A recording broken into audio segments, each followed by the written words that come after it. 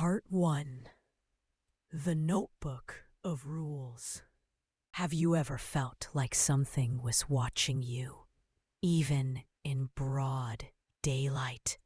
That's how it started for me. It was day 12 since the outbreak began. The world outside had turned into a war zone of blood, death, and something much worse. The infected weren't just mindless zombies anymore. They'd changed, evolved, smarter, hungrier. I was hiding in an abandoned gas station on the edge of town. My phone battery was dead. My food was down to a single can of beans, and I hadn't seen another living soul in days until I found the notebook. It was sitting on the counter, dusty and old, with words scrawled in Rule number 1. Never leave your hiding spot between 2 a.m. and 4 a.m. If you hear footsteps, no, you don't. Stay down. Stay silent. I frowned. It was oddly specific. 2 to 4 a.m.? I mean, weren't zombies dangerous all the time? What difference did a couple hours make? But then, I remembered something. A week ago, my buddy Sam had gone out at 2:30 a.m. to scavenge for food. He never came back. I shuddered, flipping to the next rule. Rule number 2. If you find canned food with no label, leave it, no matter how hungry you are. Well, shit. I glanced down at my last remaining can of beans. Its label had peeled off days ago from the rain. My stomach growled, but my hands felt cold. Could this be a coincidence? That's when the third rule made my skin crawl. Rule number 3. If someone knocks 3 times on your door between 3 a.m. and sunrise, never, ever answer. It's not a person.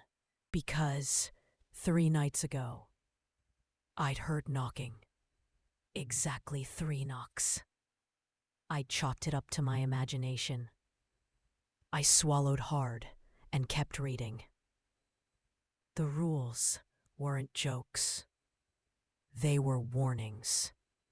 And if they were real, I might already be screwed.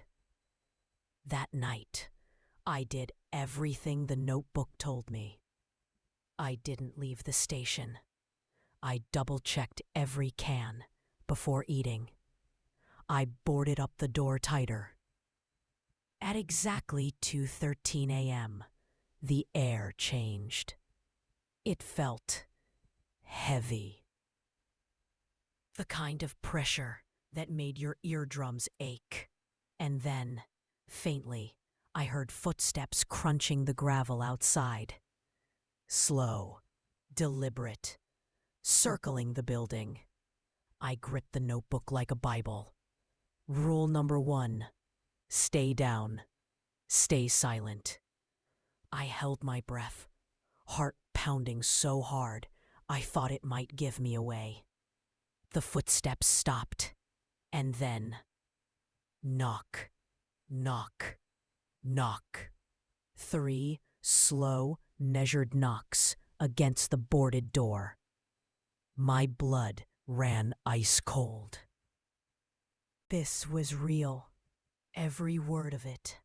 I didn't answer. I didn't move.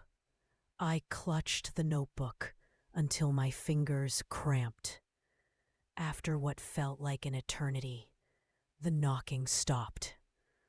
But I knew Whatever was out there wasn't gone. And as I turned to the next page, one thing became horribly clear. There was a rule number 4, and I hadn't read it yet. To be continued. Part 2. Breaking rule number 4. Morning came, but the sun never really rose. A sickly gray light seeped through the broken windows, making everything look dead and colorless. I hadn't slept, not after the knocking. The notebook lay open in front of me. The next line burned into my brain. Rule number 4. If you see a child wandering alone after sundown, do not speak to them. Do not follow them. Do not let them inside. They are not children. I ran a shaky hand over my face. This was getting worse.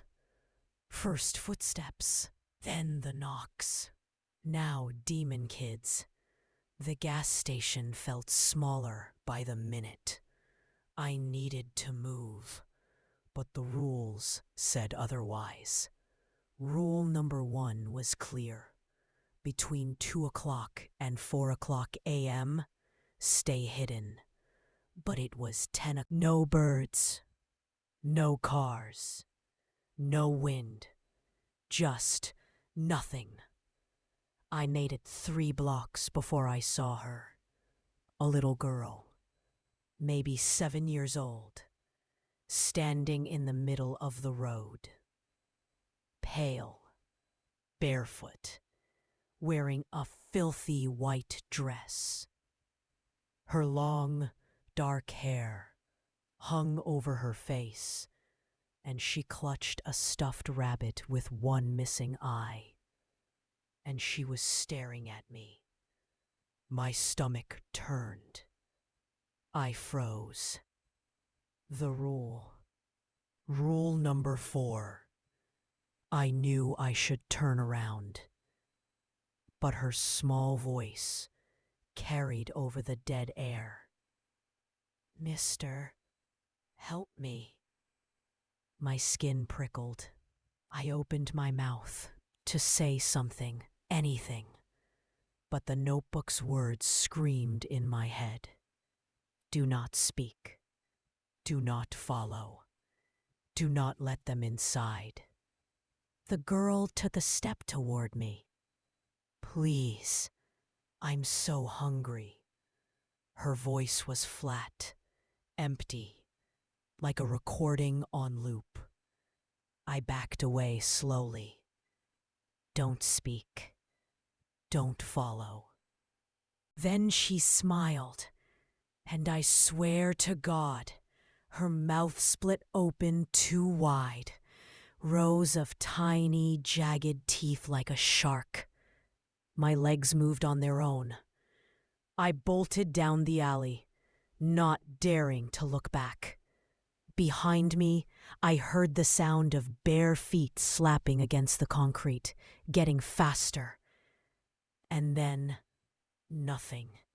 The silence returned. I didn't stop running until I found an abandoned diner. Inside, it smelled like death, but it had 4 walls and a lock on the door. I collapsed in a booth and opened the notebook again. Rule number 5. If you hear your name whispered from outside after midnight, do not answer. It isn't who you think it is.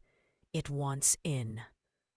I slammed the book shut, my pulse pounding, because last night I'd heard it. A soft, slithering voice. Ben, Ben, let me in. It's me, man. It's Sam. My dead friend's voice. I hadn't answered, but I'd thought about it. I was running out of time, and with Every page I turned, the rules got worse. That's when I noticed something scrawled on the back cover in red ink. A final message. If you reach rule number 7, it's already too late. To be continued. Part 3. The door that shouldn't be opened. I don't know what possessed me to go back to the motel. Maybe it was the cold emptiness of the town, the eerie way the wind whispered through the dead trees, or the fact that the notebook's last line wouldn't stop echoing in my head. Rule number 7. Do not enter room 13 after midnight. It was 12:17 a.m. The motel sign flickered like a dying firefly. Every instinct screamed for me to turn around, get in the car, floor the gas, and never look back. But I wasn't thinking straight anymore. Curiosity, dread, and some unnameable pull dragged me toward that room. The hallway stretched before me, a suffocating tunnel of flickering lights and faded wallpaper stained with things I didn't want to guess. The doors to the other rooms hung slightly ajar, revealing nothing but pitch-black interiors. The air smelled of mildew and old rot. And then I saw it. Room 13. The brass numbers on the door were tarnished, one hanging loose by a single nail. The wooden door itself was cracked, the paint peeling like dead skin. Something about it felt wrong, like it wasn't a room at all, but a hole in reality itself. I reached out a trembling hand and turned the handle. It was unlocked. Inside, the darkness was thick. A cold gust of air hit me in the face, carrying the scent of something long dead. The small room contained a broken dresser, a moth-eaten bed, and a flickering television spewing static. But it wasn't the furniture that made my stomach clench. It was the figure. In the far corner, something moved. A woman. Pale skin, long stringy black hair that hung like wet seaweed. She faced the wall, motionless, except for the faint, jerky twitch of her head. I couldn't see her face, and a primal part of me screamed that I didn't want to. I should have left. Rule number 7. I broke it. The door slammed shut behind me. I spun around, heart hammering. The knob wouldn't budge. Then the voice came. A rasping, wet whisper, so close it felt like it was coming from inside my head. You shouldn't have come here. The woman turned. Her face. God, her face. Eyes like twin pits of endless black. A grin too wide for her skull. Teeth jagged and stained. Her skin stretched tight, mottled with bruises and rot. And those eyes. They looked through me, beyond me, as though seeing the end of everything. I stumbled back as she rose from the floor, her limbs moving in that sick, puppet-like way, joints popping unnaturally. She spoke again. One rule left. I didn't wait to hear more. I hurled myself at the window, shattering glass and splinters of rotten wood. I hit the ground hard, cutting my arm, but I didn't stop. I ran, through the parking lot, past the dead neon lights, into the suffocating fog. The motel vanished behind me like a bad dream. But her voice followed, carried on the wind. One rule left, Ben. And in my pocket, the notebook was open to a fresh page. One line scrawled in fresh ink. Rule number 8. It's already too late. Part 4. The man in the window. The light was dying. I didn't know if it was dusk or if this place just decided when light should exist. I hadn't eaten. I hadn't slept. And the rules, they kept stacking up in my head like a bad chant. I stayed inside the diner, curtains drawn, knife close. That's when it happened. A sharp knock on the window. 3 soft, deliberate taps. I froze. Slowly, I turned toward the glass.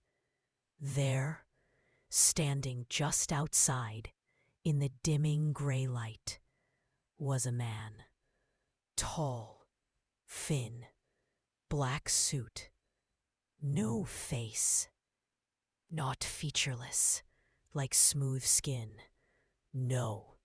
His face was blurred, like a bad photograph, smeared and twitching, never staying still.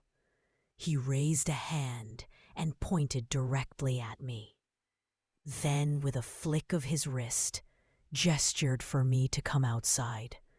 My body screamed no. Rule number 6. If you see a man in a black suit after dark, do not look at his face. Do not go outside. Do not open the door. But my hand twitched toward the knob. Somehow the bastard was in my head. His finger kept crooking, crooking, crooking. I ripped my eyes away and covered my face with my hands. Another knock. Harder. Then he spoke. A voice like wet gravel, like the crackle of a dead radio station. Ben, you left the door open. No, I hadn't. I was sure I hadn't. I spun around. The diner's front door was open a crack. Cold, gray air seeped in. I lunged for it, slamming it shut, locking the deadbolt. Breathing hard. When I turned back to the window, the man was gone. I checked the notebook. The next rule waited for me. Rule number 7. When you reach rule number 7, leave town immediately. Do not pack. Do not call anyone. Do not say goodbye. If you don't, the town won't let you leave.